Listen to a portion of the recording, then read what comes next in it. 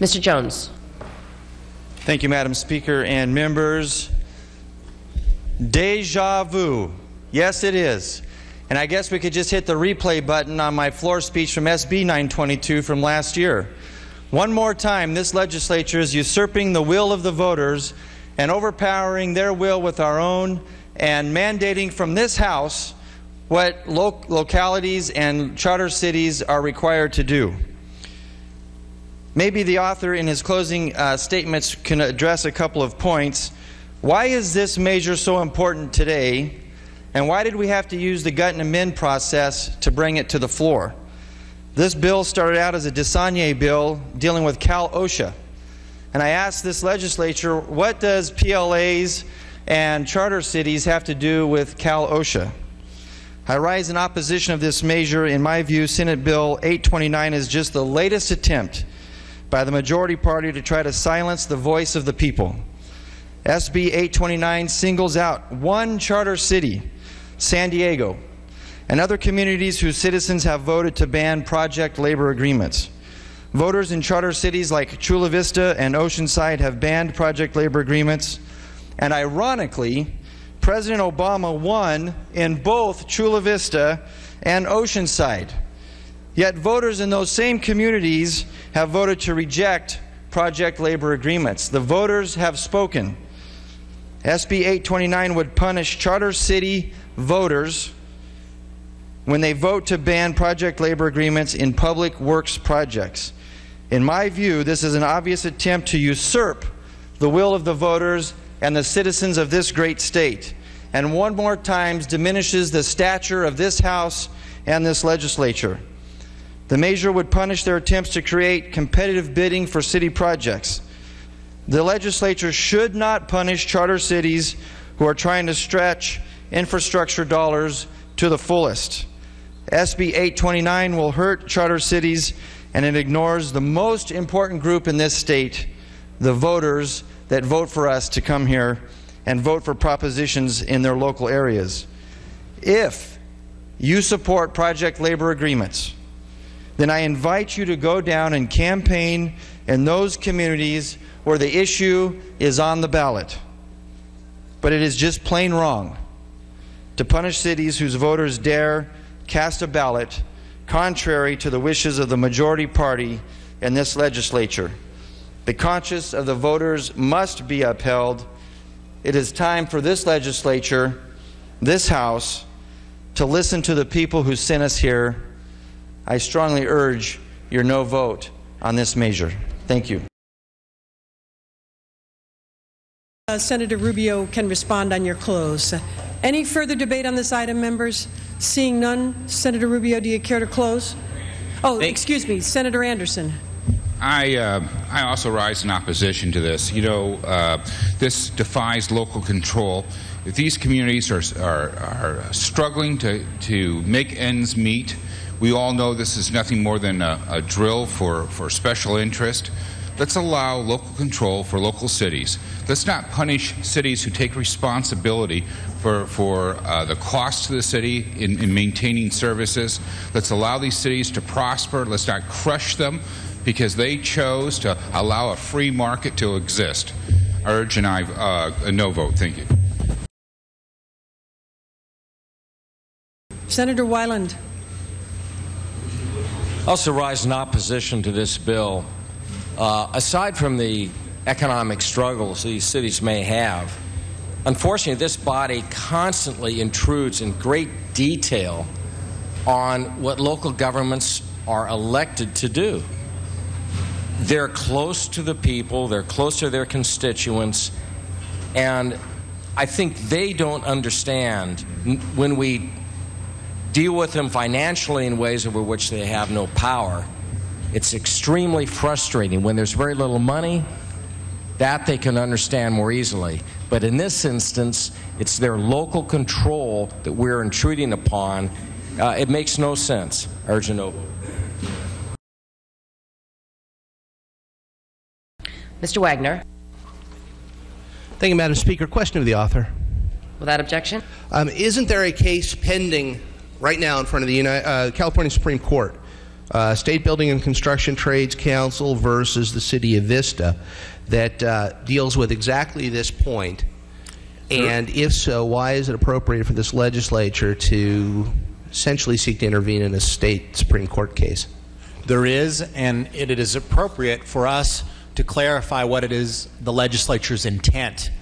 And I think everyone who voted for it last year intended that state funds not be used by cities for cities that ban PLAs. And that is a very, very important thing to clarify for the courts. Thank you. On my own time, Madam Speaker, I'm not entirely sure that what this legislature is doing is clarifying, because at this point the courts have not been at all unclear. Indeed, in the Vista case, the City of Vista has won at both levels. So the courts have read what we did, taken what we did, responded to what we did, and have told the cities, told the litigants what the legislature intended. What's being done here is to influence the Supreme Court to turn around and say, no, that in fact isn't what we intended. We actually intend to put our finger on the scale of litigation in favor of those who are opposing local control. As my colleague from San Diego made clear, this is a local control issue. As the author stated, it is a local control issue. But we're not allowing the locals to control. It's a local control issue because this legislature is again trying to usurp the rights of the locals. And charter cities have quite a number of rights. There's a reason a city wants to become a charter city, to have those rights. And for us to get in the way again defeats the purpose of charter cities, defeats the rights of local control that we pay lip service to. In the Vista case, the Trades Council is attempting to force the city to pay prevailing wages on a local project. The locals should have the right to say no. The reason they've won in the trial courts is because the California Constitution, Article 11, Section 5, Subdivision A, gives to charter cities precisely the right to control their local affairs, which is why this is a local control bill, to control their local affairs that we are trying to usurp. We undo the entire purpose of charter cities. This is a direct attack on them. This is a direct attack on every city in any one of your districts that has a charter.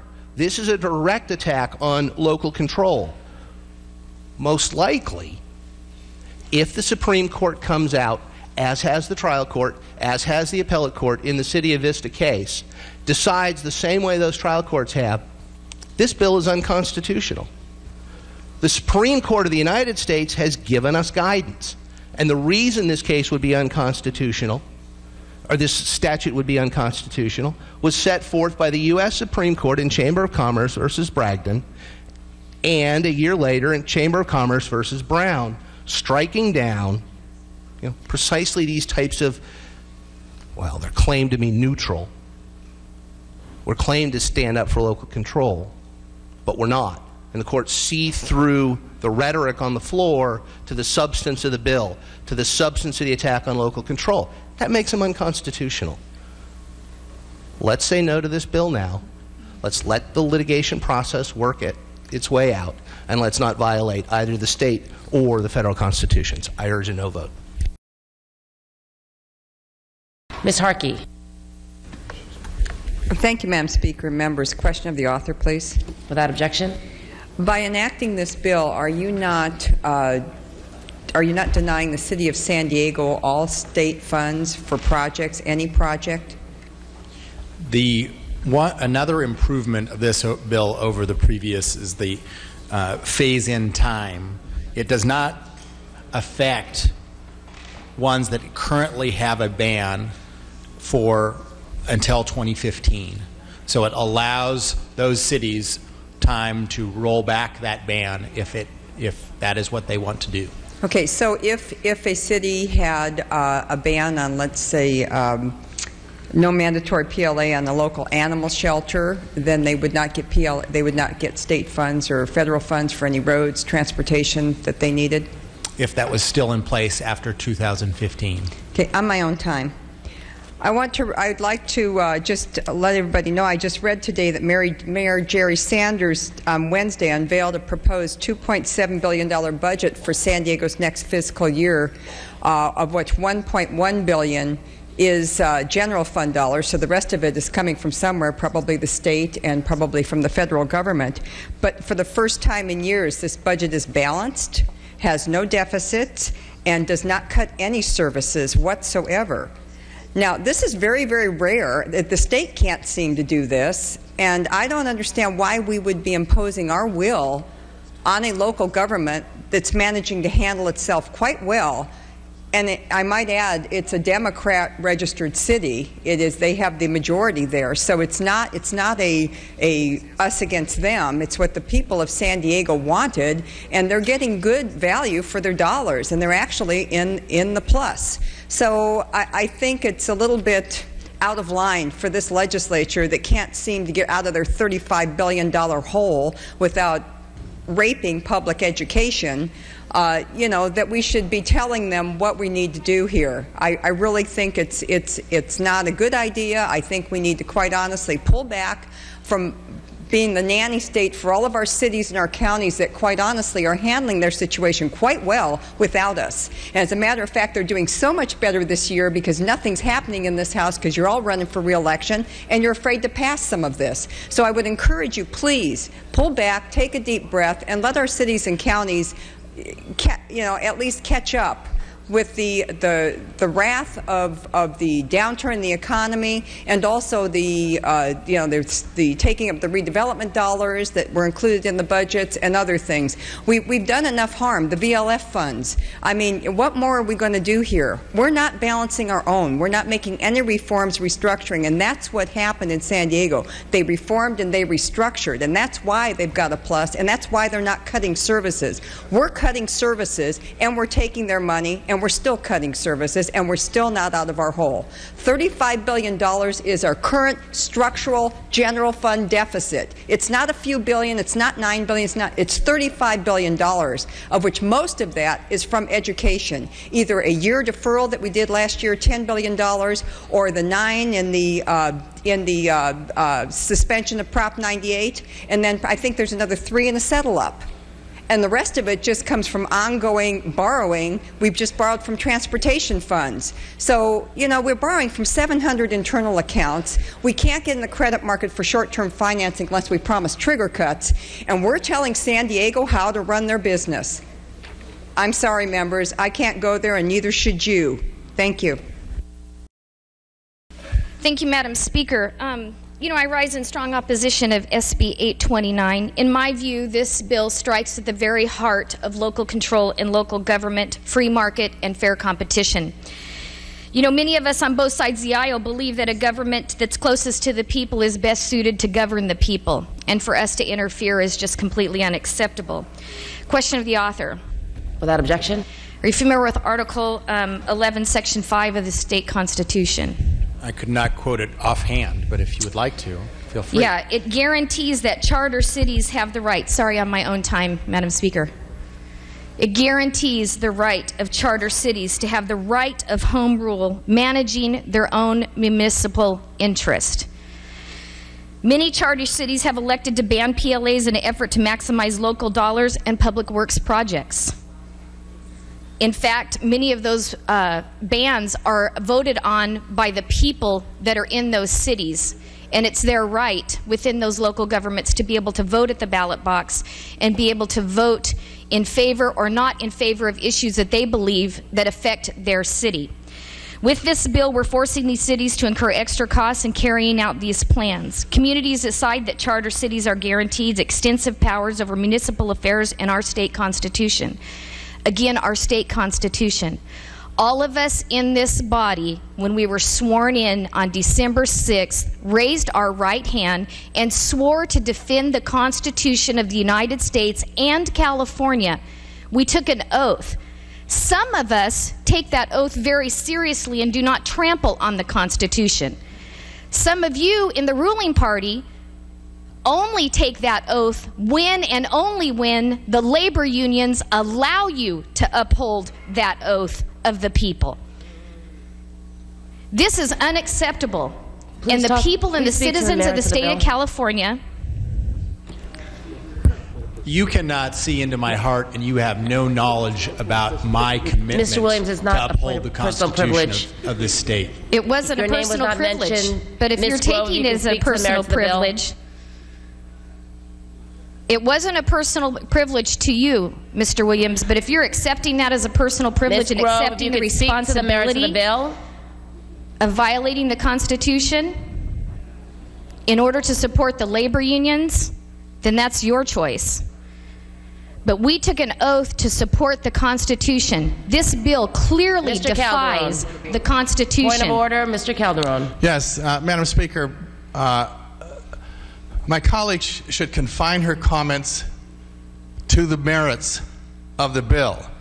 If she wants to question the integrity of any member that carries a bill or votes for a bill, it's out of order. And I would request that you simply deny her the microphone if she does not follow the rules. Point well taken. You have 1 minute and 40 seconds, Ms. Grove.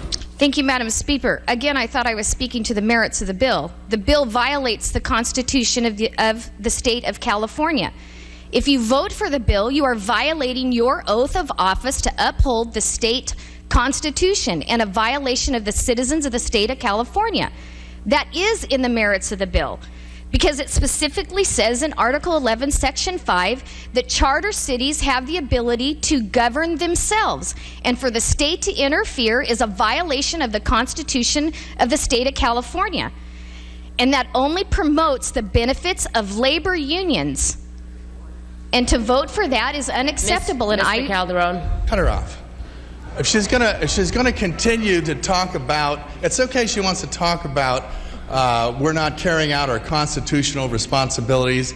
It's okay if she wants to talk about that we swore to uphold the Constitution and that we're not doing it here.